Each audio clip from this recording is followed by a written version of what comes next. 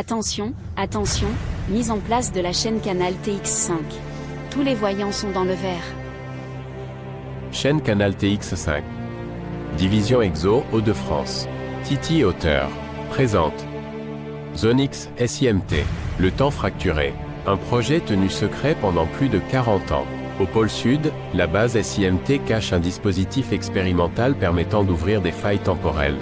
Après avoir fait des expériences, que la prochaine étape était un humain, le directeur du centre Rodrigue Pollack fait l'expérience qui n'est jamais revenue.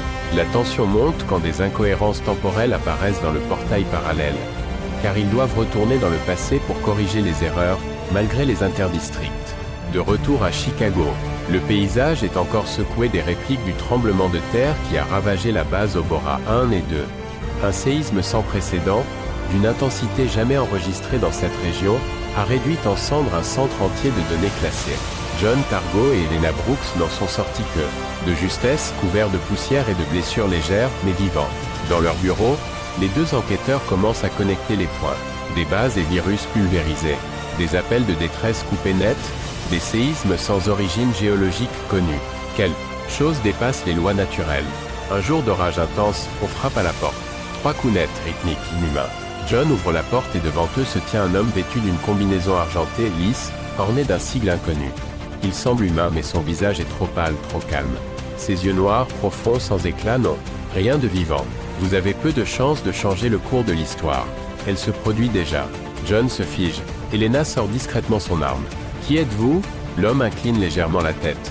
Sa voix est monocorde, presque synthétique. Je suis Rodrigue Pollack, astrophysicien quantique des particules moléculaires. Année de naissance, 1988. Affiliation, station SIMT, Cercle Antarctique. J'ai été envoyé avec une seule mission. Vous transmettre un mot. Il s'approche lentement, comme s'il luttait contre le temps lui-même. Antarctica, faites vite. Avant la fin de toute chose.